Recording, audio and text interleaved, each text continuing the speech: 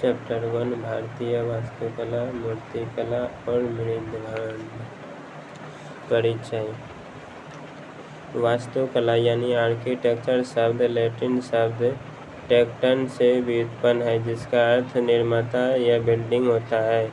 अतः जब से आदिकालीन मनुष्यों ने अपने लिए आश्रय का निर्माण करना प्रारंभ किया, तभी से वास्तुकला विज्ञान का प्रादुर्भाव प्रारंभ हुआ। वहीं दूसरी ओर मूर्तिकला स्कल्पचर शब्द प्रोटो इंडो यूरोपियन PIE मूल केल से लिया गया है, जिसका अर्थ मोड़ना होता है। मूर्तियाँ कला की लघु रचनाएं होती हैं।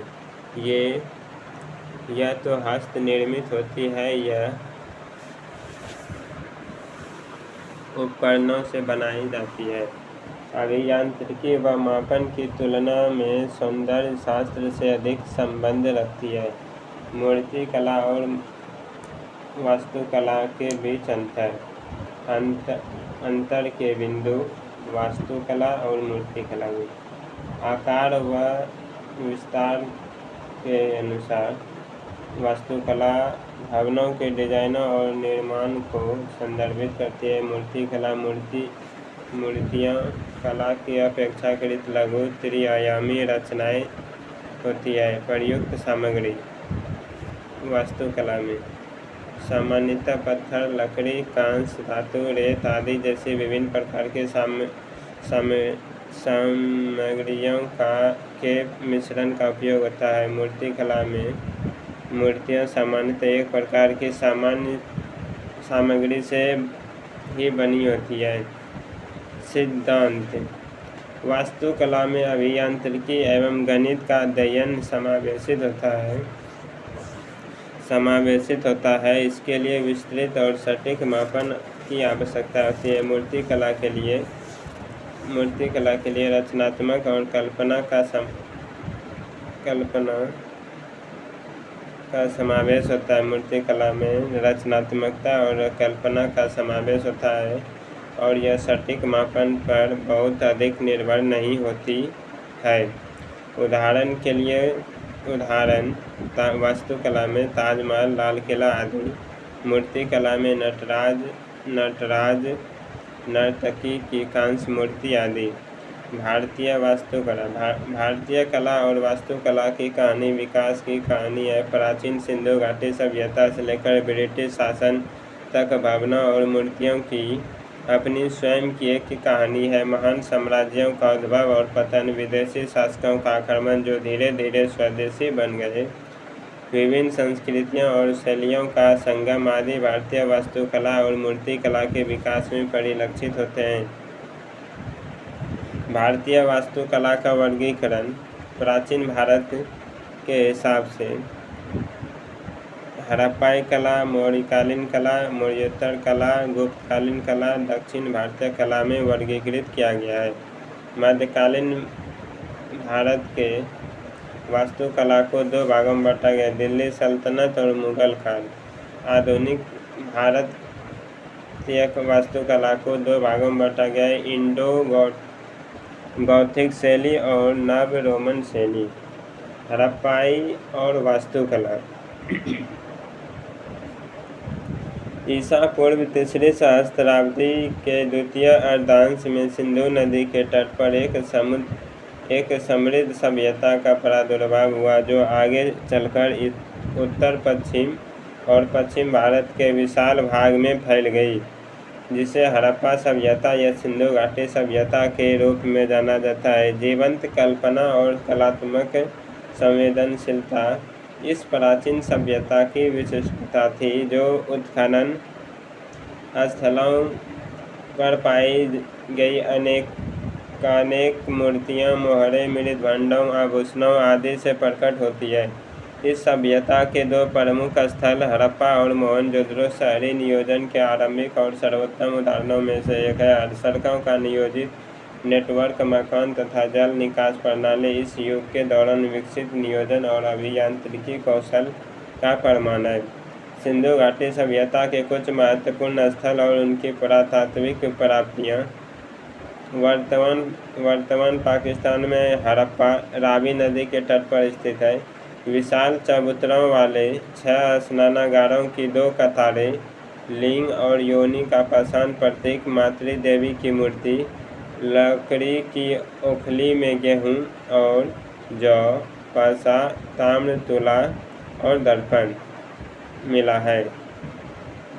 इसके अतिरिक्त कांस्य धातु की बनी हिरण का पीछा करते हुए कुत्ते की मूर्ति और लाल बलुआ पत्थर से बना पुरुष धर खुदाई से प्राप्त किए गए हैं।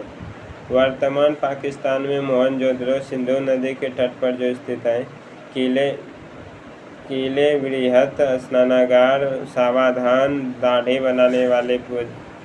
दाढ़ी वाले पुजारी की मूर्ति, नर्तकी की प्रसिद्ध कांस्य मूर्ति और पशुपति मोहर। गुजरात में धोलावीरा विशाल पानी के कुंड, अद्वितीय जल दोहन प्रणाली, स्टेडियम, बांध एवं तटबंध विज्ञापन पट्टिकाओं की भांति 10 बड़े आकार के संकेताक्षरों वाला अभिलेख। यह सबसे नवीनतम खोजा गया सिंधु घाटी सभ्यता का शहर है। गुजरात में लोथल सिंधु घाटी सभ्यता का मैनचेस्टर भी कहा जाता है। लोथल को समुद्री व्यापार का महत्वपूर्ण स्थल गोदीवारा, जहाज बनाने का स्थान गोदीवारा था। धान की भूसी, अग्नि वेदिकाएं, चित्रित मिलिटबांध, आधुनिक शतरंज, घोड़े और जहाज की टेराकोटा आकृति, 45 डिग्री, 90 डिग्री और 180 डिग्री कोण मापने वाला उपकरण भी प्राप्त हुए हैं लोथल से। हरियाणा में राखी गढ़ी सिंधु घाटी सभ्यता का सबसे बड़ा स्थल माना जाता है। राखी गढ़ी को अन्नागार, कब्रिस्तान, नालियाँ, टेराकोटा की ईंटें मिली हैं। इसे हड़प्पा सभ्यता की प्रांतीय राजधानी कहा जाता है। राखी गढ़ी को हड़प्पा सभ्यता की प्रांतीय राजधानी कहा जाता है। रोपर पंजाब में सतलज नदी के तट पर स्थित है।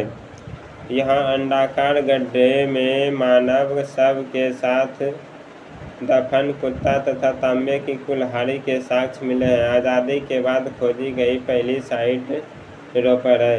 राजस्थान में बालाथल और कालीबंगा चूड़ी कारखाना, खिलौने, ऊँट की हड्डियाँ, अलंकृत ईंटें, कढ़ी, यदुर्ग और निचला नगर अग्नि वेदिकाएं प्राप्त हुए हैं। गुजरात में शोरकोट घोड़े की हड्डियों का पहला वास्तविक अवशेष प्राप्त हुए हैं। हरियाणा में बनावली, सूखी हुई सरस्वती नदी का साक्ष्य प्राप्त हुए हैं। खिलौना, हल, जौ, लाजवर्द, अग्नि वेदिकाएं, अंडाकार आकार की बस्ती, अरिया गैलियों वाला एकमात्र नगर है। यमुना के तट पर मेरठ, उत्तर प्रदेश में आलमगीरपुर सिंधु घाटी सभ्यता का सबसे पूर्वी स्थल माना जाता है। प्रमुख खोजों में तांबे के बने हुए टूटे फलक, मिट्टी की बनी हुई वस्तुएं और नाद पर कपड़े की छाप प्राप्त हुए हैं। पाकिस्तान में स्थित मेहरगढ़ को सिंधु घाटी सभ्यता का अग्रदूत माना जाता है। यहाँ मिट्टी के बर्तन, तांबे के औजार मिले हैं। चनहुदरो भारत का लंकाशायर कहा जाता है। चनहुदरो से बिना गढ़ वाला अकेला सिंधु शहर है। चनहुदरो बिना गढ़ वाला अकेला सिंधु शहर है। यह वर्तमान में पाकिस्तान में स्थित है। चनहुदरो वर्तमान में पाकिस्तान में स्थित है। मनके बनाने का कारखाना, लिपस्टिक का उपयोग चनहुदरो में पाया गया है। कोट दीजी वर्तमान पाकिस्तान में स्थित है। कोट दीजी से टार, बैल और माँ देवी की मूर्तियाँ जो है खुदाई में प्राप्त हुई है। सूतकांगेडोर जो कि सिंधु घाटी सभ्यता का सबसे पश्चिमी स्थल माना जाता है। सूतकांगेडोर को पाकिस्तान में स्थित है। सूतकांगेडोर से मिट्टी की चूड़ियाँ मिली हैं।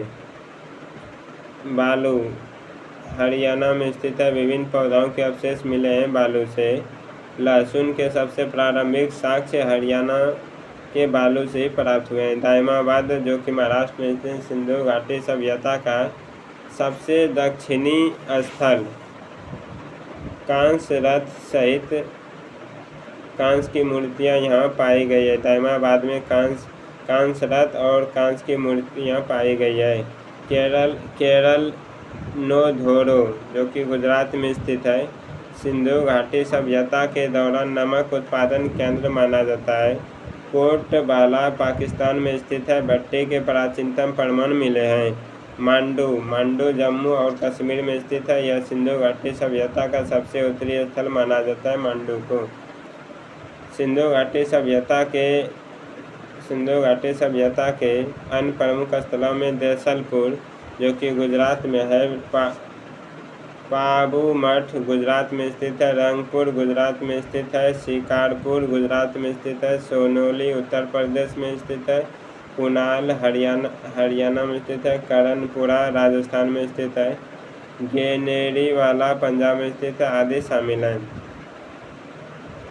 हड़प्पा सभ्यता की वास्तुकला।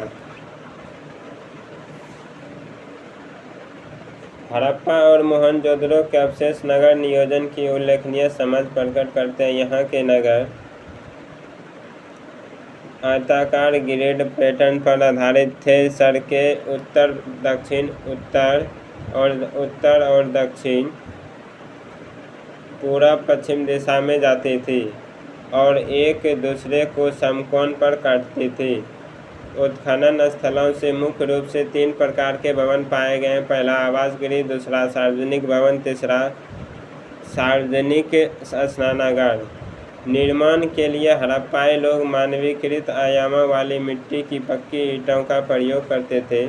भली भांति पकी हुई ईंटों की कई परतें बिछाई जाती थी और इसे जिप्सम के गारे का उपयोग करके एक साथ जोड़ा जाता था। जिप्सम के गारे का प्रयोग करके एक साथ जोड़ दिया जाता था। नगर को 2 भागों में विभाजित किया गया था, ऊंचे गढ़ जिसे दुर्ग कहा जाता था तथा निचला नगर।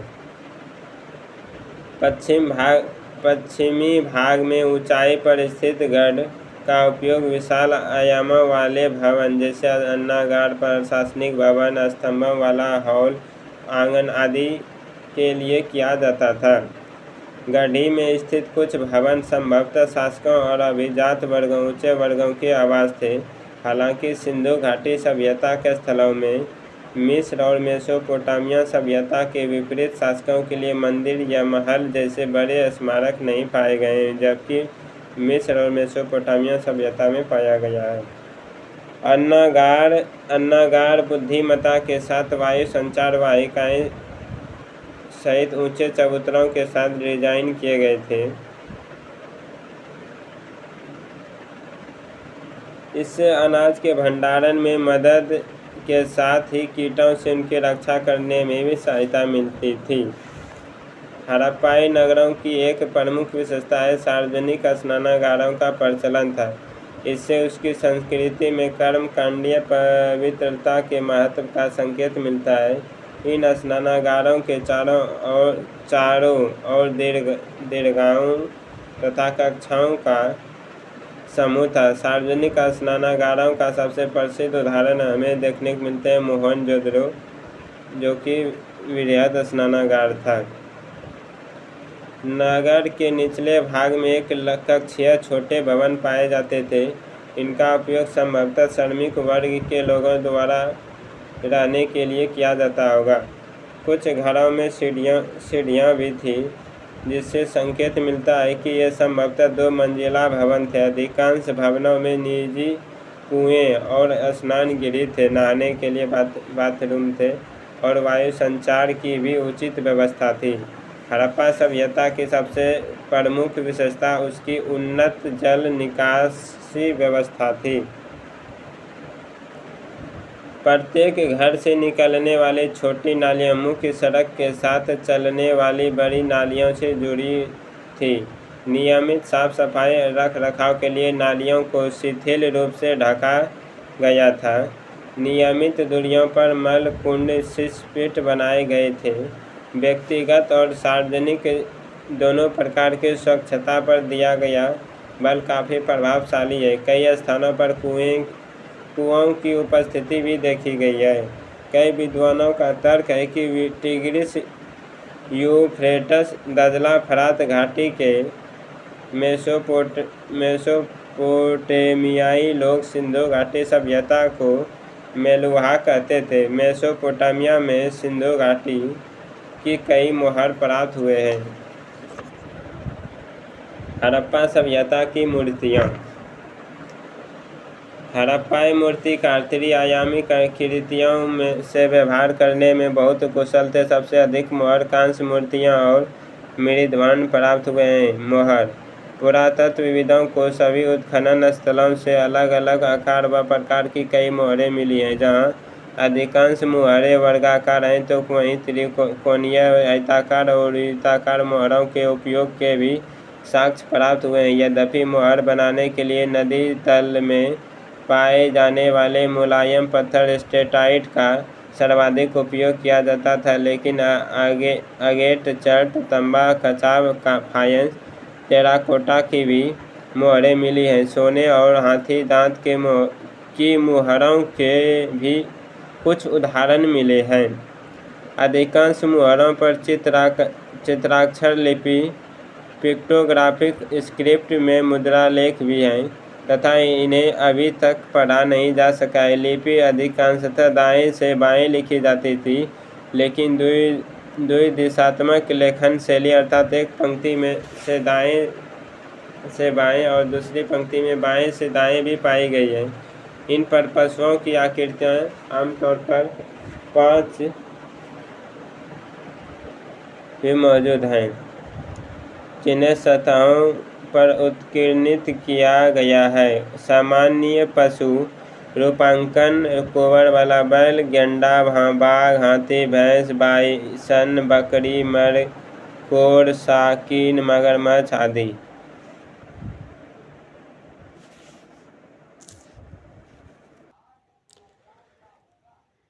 के हैं। हालांकि किसी भी मोहर पर गाय का कोई साक्ष्य नहीं मिला है। सामान्यतः मोहरों पर एक ओर पशु या मानव आकृति है और दूसरी ओर मुद्रा लेख हैं।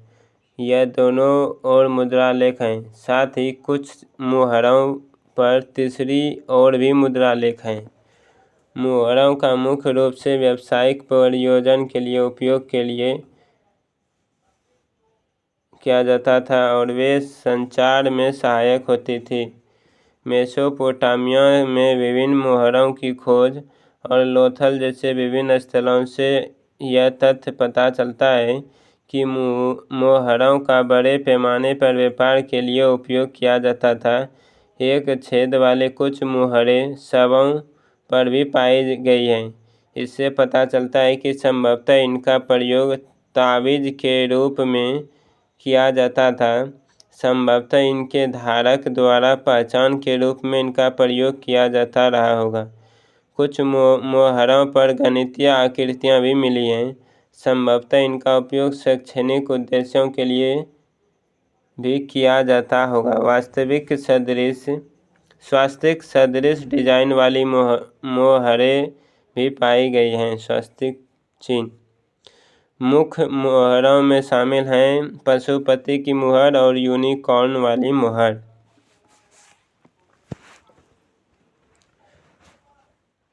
पशुपति वाली मोहर मोहनजोदड़ो से मिली स्टेटाइट की मोहर में पालथी मारकर बैठे मानव आकृति या देवता को दर्शाया गया है। पशुपति के रूप में संदर्भित इस आकृति ने 3 सींग वाले मुकुट पहना है और चारों ओर पशुओं से घिरी है। आकृति के बाईं ओर हाथी और बाघ हैं, जबकि दाईं ओर गेंडा और भैंस दिखाई देते हैं। आकृति के आसन के नीचे 2 हिरण दर्शाए गए हैं।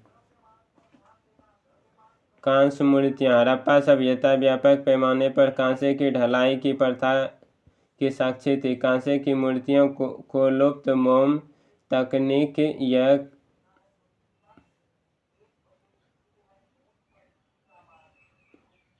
तकनीक का उपयोग करके बनाया जाता था। इस तकनीक में मोम की मूर्तियों पर पहले गीली मिट्टी का लेपन किया जाता था और तब सूखने दिया जाता था। इसके बाद मिट्टी से लेपित मूर्तियों को गर्म किया जाता था, जिससे अंदर की मोम पिघल जाती थी। फिर एक छोटे से छेद के माध्यम से मोम को बाहर निकाल दिया जाता था और खोखले सांचे के अंदर पिघली हुई धातु डाली जाती थी। धातु के ठंडा हो जाने और जम जाने के बाद मिट्टी का लेप हटा दिया जाता था और जैसी मोम की आकृति होती थी उसी आकार की धातु की आकृति तैयार हो जाती थी। आज भी इसी तकनीक का देश के कई भागों में प्रचलन है। उदाहरण के लिए देखें तो मोहनजोदड़ो की कांसे की नर्तकी और कालीबंगा का कांसे का बैल। नर्तकी की मूर्ति विश्व की सबसे पुरानी कांसे की मूर्ति है। मोहनजोदड़ो में मिली 4 इंच की इस मूर्ति में केवल आभूषण पहने हुए एक नग्न महिला को दर्शाया गया है।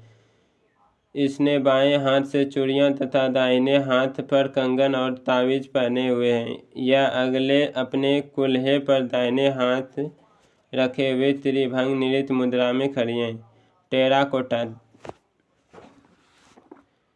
टेराकोटा मूर्तियां बनाने के लिए पकी हुई मिट्टी को उपयोग किया जाता था। कांसे की मूर्तियों की तुलना में टेराकोटा की मूर्तियां कम संख्या में पाई गई हैं, आकार एवं रूप में अनगढ़ हैं। इन्हें पिचिंग विधि का उपयोग करके बनाया जाता था और यह अधिकांशतः गुजरात और कालीबंगा के स्थलों से मिली है। उदाहरण के लिए मातृ देवी की मूर्ति, सींग वाला देवता का मुखौटा, खिलौना आदि।